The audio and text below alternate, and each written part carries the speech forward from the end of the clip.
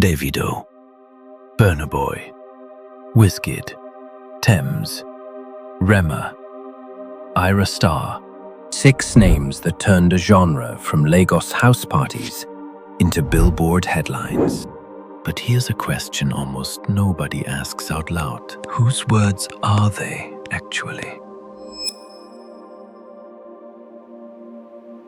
Here's something true everywhere, not just here. Almost no massive pop song is written by one person alone. In America, that's not a scandal. It's the business model. Rooms full of professional writers, 10 names stacked on a single credit, and nobody blinks. But somewhere along the way, Afrobeats built a different rule. If your name wasn't the one on the poster, your name mostly disappeared. Not because you didn't write it, because admitting you didn't write it alone used to feel like a confession.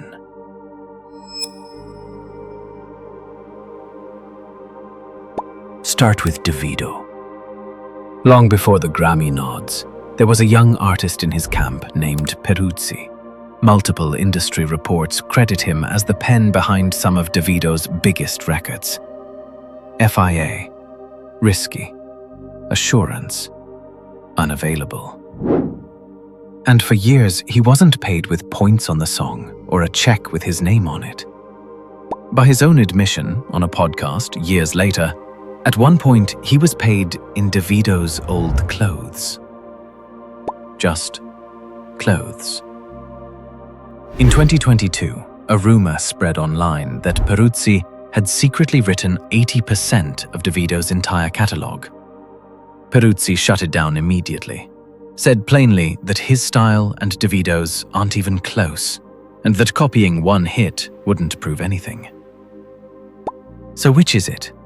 Ghostwriter or collaborator who spent years underpaid for it? Maybe both. Maybe that's the actual point.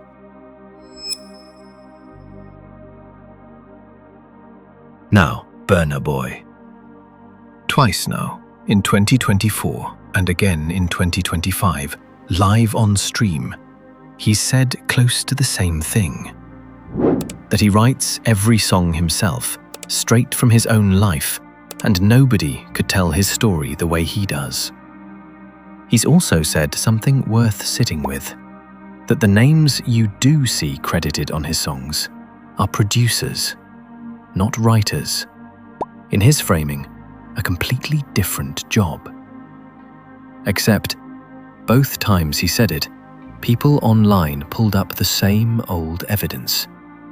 Years earlier, he'd publicly given a songwriting credit to Peruzzi on one of his own tracks. So which version is real? Maybe he genuinely writes the version that ends up in the booth. Maybe songwriter in Lagos and songwriter in Los Angeles just don't mean the same job. Or maybe some truths get more convenient the bigger you get.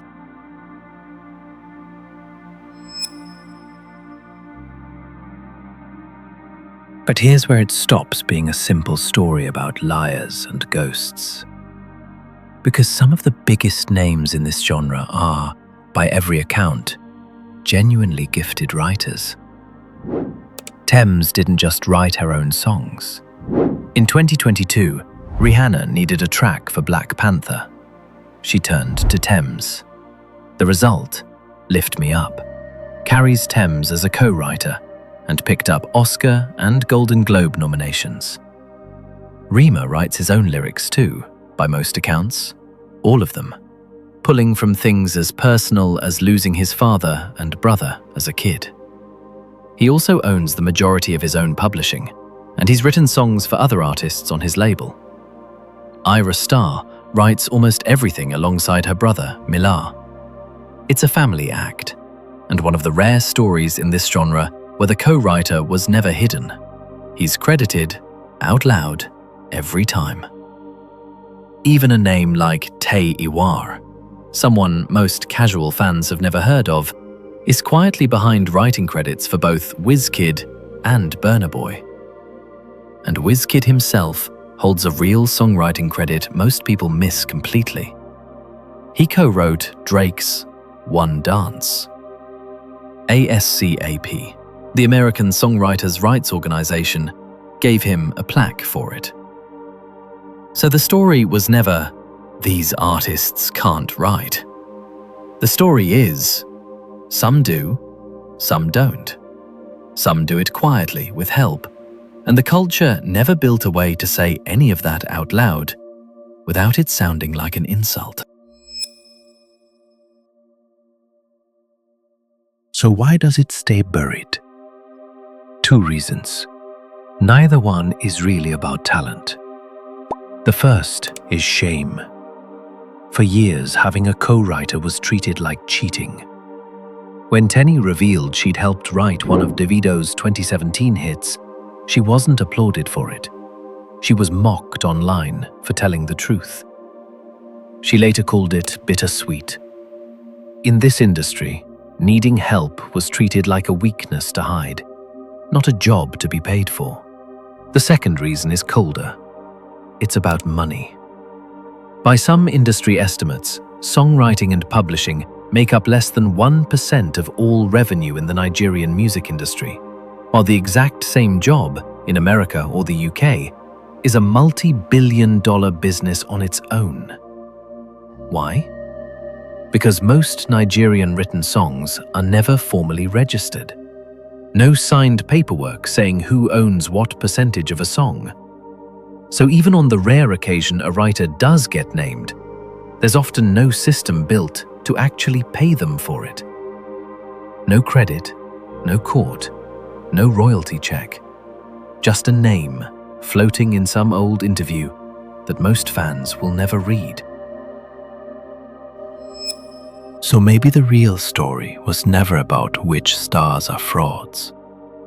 Afrobeats wasn't built by 6 faces. It was built in rooms most of us will never see, by writers who handed over the exact words for a feeling, then watched somebody else take the bow. Not because they were used, because nobody ever built them a stage. So next time a song stops you mid-scroll, don't just replay it. Scroll down, find the credits, read the names you've never said out loud. Because somewhere on that list, there's probably someone who gave your favorite artist the exact words you needed and never got to hear you scream them back.